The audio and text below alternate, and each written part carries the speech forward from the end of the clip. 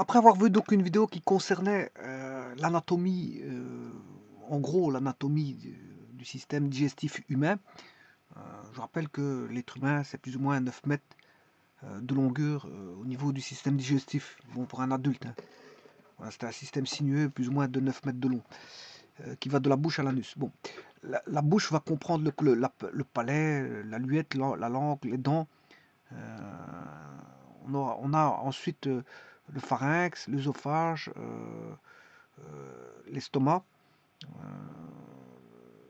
Ensuite, on passe dans l'intestin grêle. L'intestin grêle contient le duodénum. Et dans le duodénum, on a l'action du foie et du pancréas. On a l'action du foie et du pancréas dans le duodénum. Et bien sûr, l'intestin grêle est composé du duodénum, jéjunum, ilénium.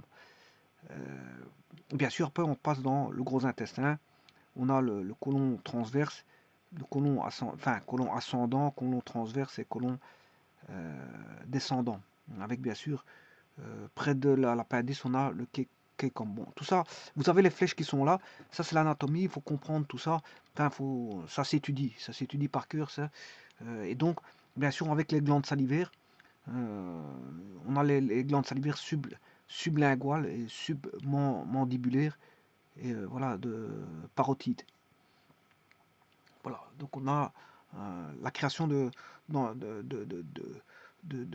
salive grâce aux glandes salivaires, qui contient bien sûr le suc digestif pour casser l'amidon. Alors, justement, ici, je parlais de la bouche, et puis je parlais des autres. La bouche. Alors là, on a différents types de systèmes digestifs, vous pouvez aller voir sur Internet, bon, c'est pas... Alors là, on voit bien le pancréas, hein. Le pancréas, comment il est... on voit bien, voilà, si on le voit moins bien parce qu'il est derrière l'estomac, voilà. Mais le pancréas, il est ici. Voilà le pancréas. Qui va agir, bien sûr, avec la vésicule biliaire qui se trouve voilà, dans le foie. Et le foie va sécréter la bile qui va être stockée dans la vésicule biliaire. Et renvoyer, bien sûr, dans le duodénum, aussi bien le suc pancréatique et la bile vont aller agir dans le duodénum.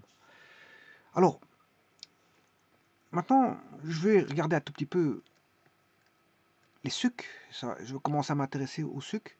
Alors, je vous rappelle que on ne sait pas casser dans le système digestif, c'est un système de broyage, hein. On casse tout. Mais je vous rappelle que les graisses triglycérides sont insolubles dans l'eau. Le sucre et l'amidon sont insolubles dans l'eau. Donc, il faut un principe pour casser les structures et les faire entrer dans les cellules, c'est de casser au plus petit. Alors, les graisses triglycérides vont être cassées en acide gras et en glycérol. Les sucres et l'amidon vont être cassés d'abord en maltose et puis à la fin ils vont être décomposés en glucose, hein. Alors je vous rappelle que le maltose c'est 2 glucoses, hein. Bon, donc le sucre, l'amidon, c'est un sucre complexe. Donc c'est un grand sucre, c'est une grande chaîne. Donc elle est insoluble. Pour la casser, il faut une réaction avec voilà, enzymatique dans le corps, au travers des sucres. C'est le sucre digestif contenu dans la salive qui va permettre voilà, le sucre contenu dans la salive qui va permettre de casser en de l'amidon va passer en dioside ou disaccharide qui est le maltose. Le maltose. Et puis après, au fur et à mesure de la descente dans le, le, le, le tube digestif, ben, je ferai un diagramme, vous allez comprendre comment ça se passe au fur et à mesure. Mais dans un premier temps, je vais commencer à voir les petites réactions qui se passent au travers des sucres, après avoir bien sûr fait une vidéo qui montrait l'anatomie du tube digestif.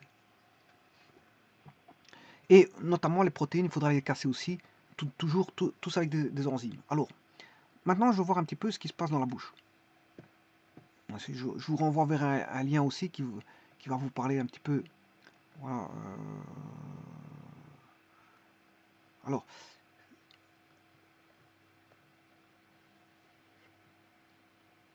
ici on a par exemple le maltose, on retrouve du maltose dans le miel, les poudres de chocolat maltais, le caramel mou, les boissons de riz, le pain, le bagel, Le pain blanc, vous avez du maltose. Bon, voilà. Le maltose, vous voyez, la confiture, barre de céréales, tarte à l'abricot. Mais vous avez du maltose là-dedans. 10 aliments riches en maltose. Voici, ils sont donnés ici. Donc, vous allez sur passeport santé.net et vous avez ceci, le maltose. Alors, qu'est-ce que c'est que le maltose? Le maltose, c'est tout simplement voilà, un disaccharide, ce qu'on appelle un dioside. C'est deux glucose. Vous voyez que vous avez deux glucose. Voilà, ça, c'est le disaccharide. C'est le glucose. C'est un sucre composé de deux oses. C'est un diose ou disaccharide. Voilà. Alors maintenant, le glucose, ben, vous connaissez. Bon, le glucose, c'est la structure. Voilà, ça c'est la molécule du glucose. Et si vous en mettez deux, vous avez un maltose.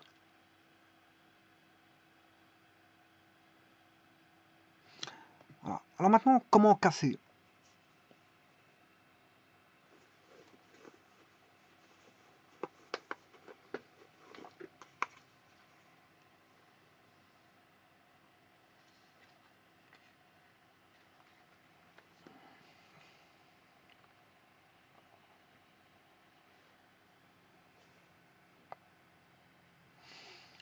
On va casser à l'aide d'une réaction qu'on appelle la réaction d'hydrolyse. On va casser par l'eau. Mais si on ne sait pas par l'eau, ben, bien sûr, il y a des sucres qui vont intervenir. Hein. Des enzymes. Dans les sucres, il y a des enzymes. Donc l'eau ne suffira peut-être pas pour casser. Comme je l'ai dit, si c'est insoluble, il faut aller chercher des enzymes. Alors on peut distinguer deux types d'hydrolyse. Celles qui se font par transfert de protons rapide et celles qui se font par interaction de l'atome d'oxygène de l'eau avec un atome de substrat beaucoup plus lente. Voilà. Alors si je prends par exemple la bouche, je prends la bouche. On va commencer par la bouche.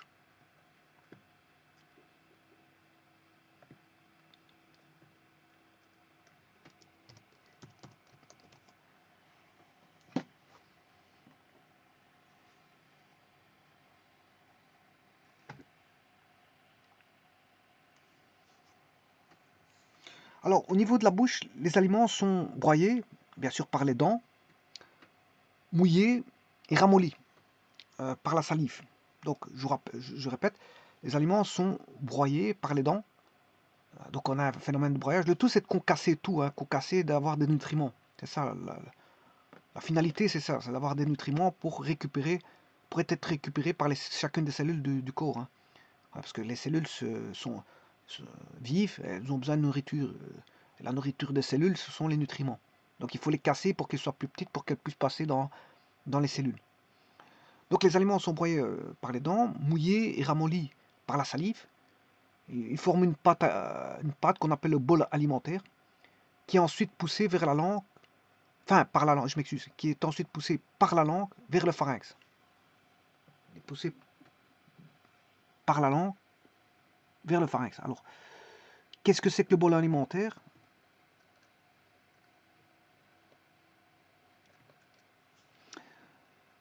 Masse d'aliments mâchés, amollis et agglutinés par l'action de la salive, des dents et de la langue, prête à être déglutie.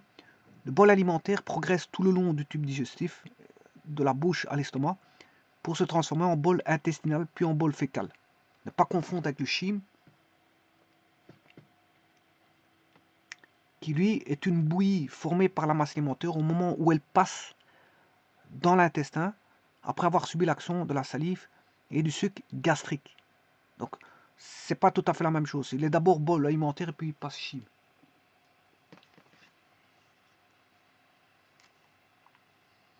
Alors, la salive renferme un enzyme qui est l'amylase, qui accélère la digestion de l'amidon en maltose. La digestion, la bouche, dans la bouche,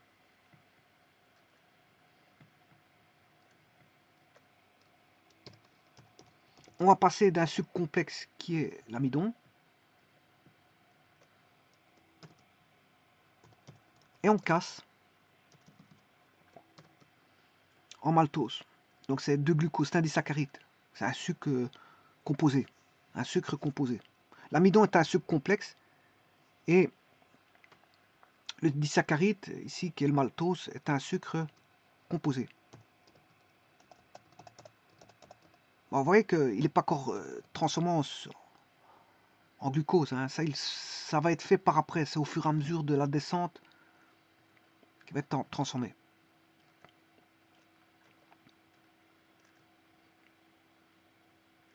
Et ça, c'est grâce à un enzyme.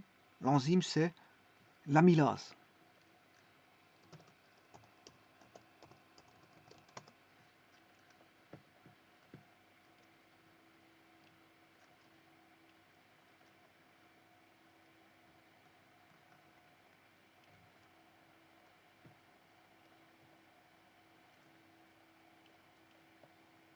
Voilà, l'enzyme qui va permettre cette digestion-là, c'est l'amylase, contenue bien sûr dans le sucre digestif de la salive.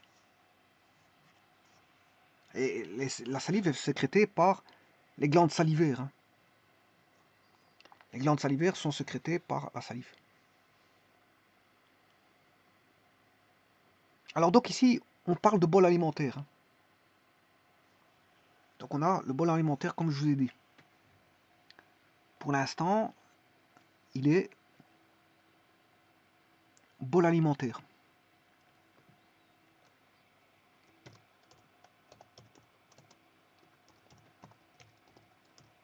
Maintenant, je vais voir ce qui s'y passe quand il passe dans l'œsophage.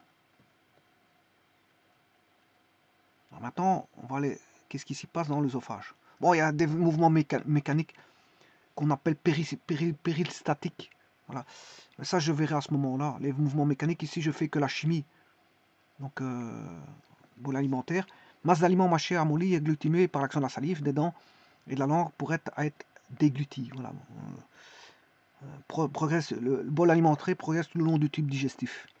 Donc maintenant, il va passer dans l'œsophage. Alors je rappelle que l'œsophage, je suis passé par la bouche ici, là maintenant, il est dans l'œsophage. Il y a des mouvements péristaltiques ici qui sont inconscients et qui vont s'occuper du bol alimentaire à le dégrader. Voilà. Ce sera la déglutition. Voilà, l'œsophage qui est ici. Bon. Que se passe-t-il dans l'œsophage?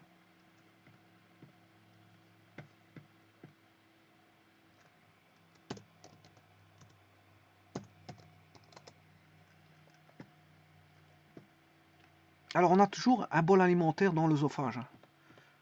Il n'est pas encore devenu chyme. Il va le devenir par après. Mais dans l'œsophage, on a toujours le bol alimentaire avec le mouvement péristaltique mais mécanique hein, qui permet encore chaque fois de dégrader au maximum. Alors donc une fois que donc je vous rappelle que l'amylase est dans la salive hein, et c'est sécrété par les glandes salivaires. Et les glandes salivaires, ben, on en a différentes sortes, puisque je vous ai montré tout à l'heure qu'il y avait les glandes salivaires. Vous voyez qu'il y en a trois là. Et alors, si vous voulez vraiment les voir, c'est les sublinguales, en dessous de la langue, c'est en dessous, sublingual, submandibulaire et parotide. Submandibulaire et parotide. Donc ça, ce sont les glandes salivaires qui vont sécréter la salive et donc qui contiennent l'enzyme qui est l'amylase. L'amylase. Et maintenant, on arrive dans l'œsophage. Le bol alimentaire arrive bien sûr dans l'œsophage.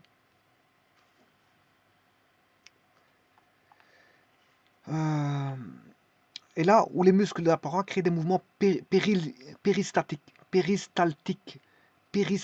Ça se dit péristaltique. Bon, c'est un mouvement inconscient qui est un mouvement un petit peu musculaire que le cerveau gère à bon escient quand il y a l'alimentation qui passe. Mais il n'y a pas que ça qui se fait au niveau de l'œsophage parce qu'on a d'autres mouvements qui se feront de la même sorte, des mouvements musculaires au niveau de l'intestin. Donc vous voyez qu'il y a tout un mouvement mécanique qui va faire il y a un mouvement, je veux dire mécanique, mais il y a des réactions chimiques en arrière-plan. Donc, vous voyez, tout est fait pour essayer de broyer au maximum, je veux dire, euh, euh, les aliments pour les décomposer en nutriments. Alors, je rappelle qu'encore une fois, il ne faut pas perdre de vue que les grosses molécules telles que l'amidon, les graisses, etc., les protéines sont insolubles et que justement pour les solubiliser, ben, il faut justement des enzymes. Hein. Des enzymes, parce que bon, ils sont insolubles dans l'eau. Bon, bon, on peut parler de solubilité dans l'acétone, mais ici je parle de la solubilité dans l'eau. Ils sont insolubles dans l'eau, donc c'est pour ça que des enzymes vont intervenir telles que l'amylase pour voilà, casser l'amidon, par exemple. Casser l'amidon, c'est l'amylase qui va casser l'amidon, qui est un gros sucre qui est insoluble dans l'eau. Donc il faut... ouais, ici je me suis trompé, c'est maltose. C'est pas maltose, c'est maltose.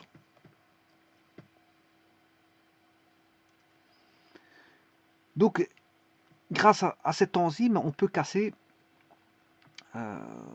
déjà casser en partie l'amidon.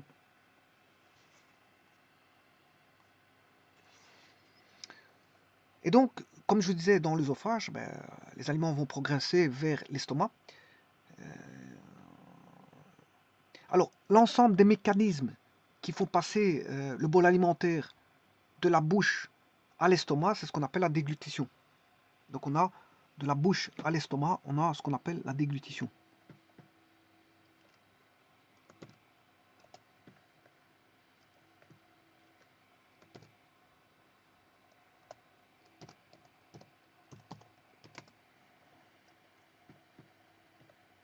Donc, le bol alimentaire, là, il est toujours bol alimentaire dans l'estomac.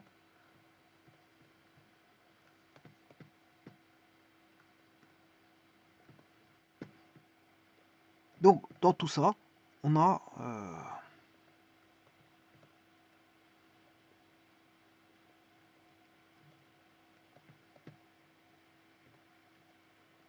voilà, de la bouche pour arriver à l'estomac, c'est la déglutition. Et il est sous forme de bol alimentaire.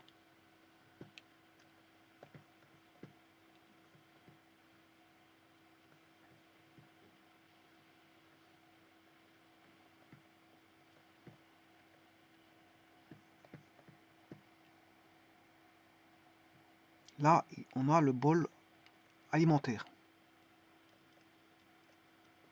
Voilà. Alors maintenant, l'estomac. Dans l'estomac, là, les aliments, donc ils s'accumulent, c'est un espèce de sac, hein, voilà, c'est un gros sac. Ils s'accumulent et grâce aux contractions musculaires, ils sont brassés avec le suc gastrique. Donc là intervient ce qu'on appelle un nouveau suc, qui est le suc gastrique. Alors là, ici on a le suc, dans la bouche on a le suc digestif.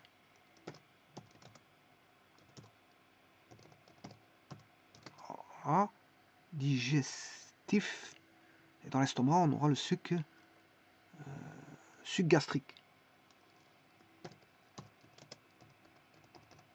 Alors il y a toujours des mouvements, hein, comme on a les mouvements dans l'œsophage, les mouvements péristaltiques, voilà, je ne sais pas comment on dit. Voilà, mais là on a encore des mouvements, il y a un brassage avec l'intervention de suc gastrique dans l'estomac. Et on a toujours bien sûr le bol alimentaire. Il est toujours sous forme de bol alimentaire. Et donc pour aller de la bouche, le bol alimentaire, l'ensemble des mécanismes pour passer le bol alimentaire de la bouche à l'estomac, c'est ce que c'est la déglutition. On a ici, je suis en train de vous expliquer la déglutition.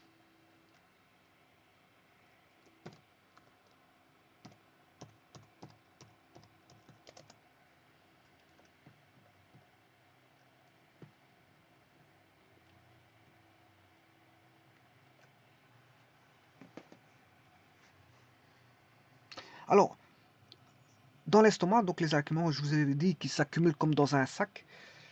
On a des contractions musculaires et ils sont brassés avec le suc gastrique. Alors, le suc gastrique, lui, contient des protéases. Voilà, il contient des protéases qui découpent les molécules de protéines en plus petites chaînes d'acides aminés. Donc il va découper, commencer à faire, le suc gastrique va commencer à casser les protéines. Là, les protéines,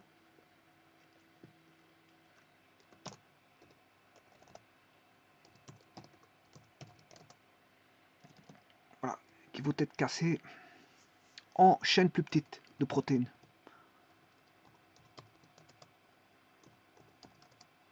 Ben, ça va continuer tout le long tout le long de la chaîne, ça va casser, ça va continuer à casser jusqu'à obtenir l'acide aminé, les acides aminés. Et ça, c'est le suc gastrique. Et ça, grâce à le suc gastrique contient une enzyme qui est la protéase. Voilà. Et ça, ce que je viens de voir ici, c'est le phénomène de déglutition. C'est pour passer, si vous voulez, de la bouche à l'estomac. C'est le bol alimentaire. Le bol alimentaire, il est toujours bol alimentaire de la bouche à l'estomac. Donc c'est la déglutition avec les phénomènes mécaniques qui vont avec, de péristaltique. Et donc là, ici, on a une enzyme qui est pour casser ça, ce qu'on appelle la protéase. Alors, et ça, je m'arrêterai là parce que ça concerne uniquement ce qu'on appelle la déglutition ici, rien de plus. La déglutition, ce n'est que ça. Voilà. Et bien sûr, ça va continuer par la suite, mais là, on n'aura plus de bol alimentaire.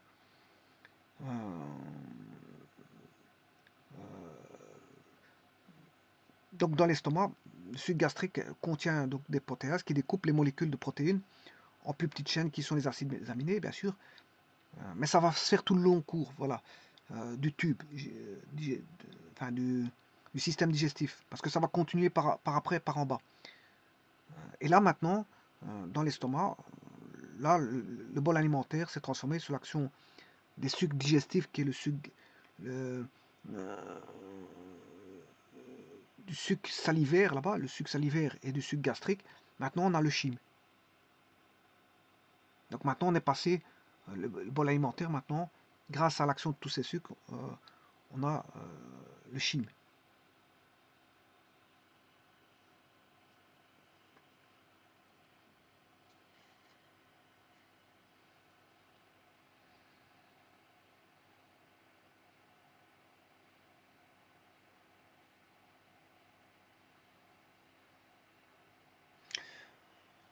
Voilà, donc le suc gastrique est un suc digestif aussi. Hein. On a un premier suc digestif voilà, qui est au-dessus, qui est le suc renfermé dans la salive, et le second qui est le suc gastrique. Et maintenant, on peut parler de chyme, parce que regardez bien, voilà, le chyme, bouillie formée par la masse alimentaire au moment où elle passe dans l'intestin après avoir subi l'action de la salive et du suc gastrique. Voilà, maintenant, on a bien le chyme. Parce que la salive a agi, la salive, c'est un suc digestif, voilà, qu'on appelle, voilà, qui est la salive, et on a le suc gastrique. Voilà. Alors ici, le suc digestif, bien sûr, c'est la salive. Hein. C'est la salive. Et maintenant, après déglutition, on a le chyme. On a l'apparition du chyme. Il est fini. Le bol alimentaire, c'est fini. On n'a plus de bol alimentaire. On est passé de bol alimentaire à chyme.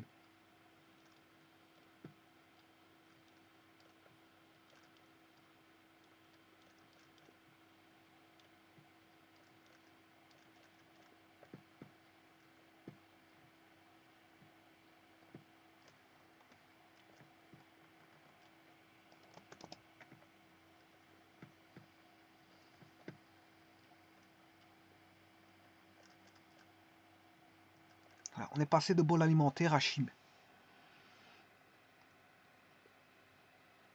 Donc on est passé du bol alimentaire par le phénomène de déglutition au chyme.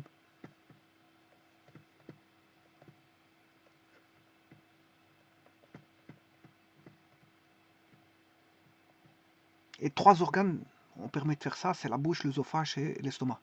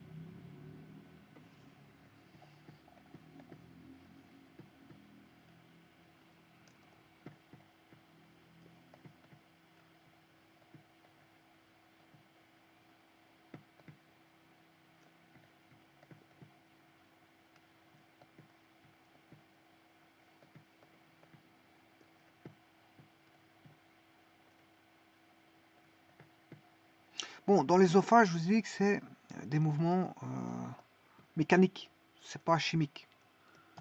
Mouvement mécanique. Hein. Péristaltique.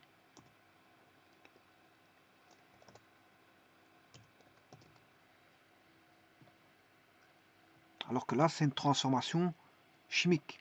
Plus mécanique, c'est une action mécanique parce qu'il y a le broyage. Hein. Action mécanique plus chimique.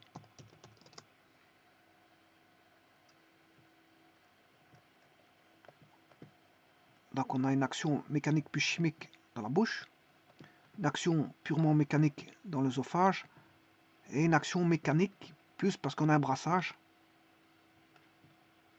plus chimique puisqu'on a les transformations de protéines en chaînes plus petites par la protéase. Là on a la protéase. Dans le suc gastrique, on a une enzyme qui est la protéase. Donc là, on a des actions mécaniques et chimiques aussi.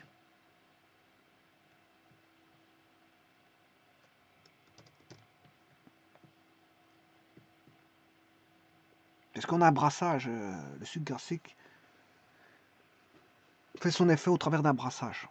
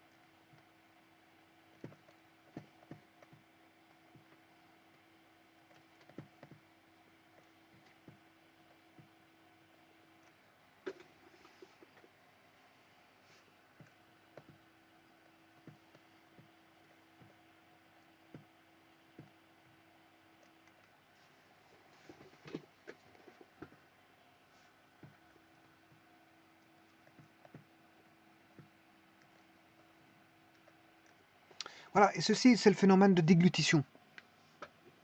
C'est un ensemble de... pour passer du bol alimentaire au chyme, par des actions mécaniques puis chimiques, voilà, ou purement chimiques. Enfin, action mécanique ou purement mécanique, c'est ça que je veux dire, action mécanique ou chimique, voire purement mécanique, tel que dans l'œsophage. Je vous remercie.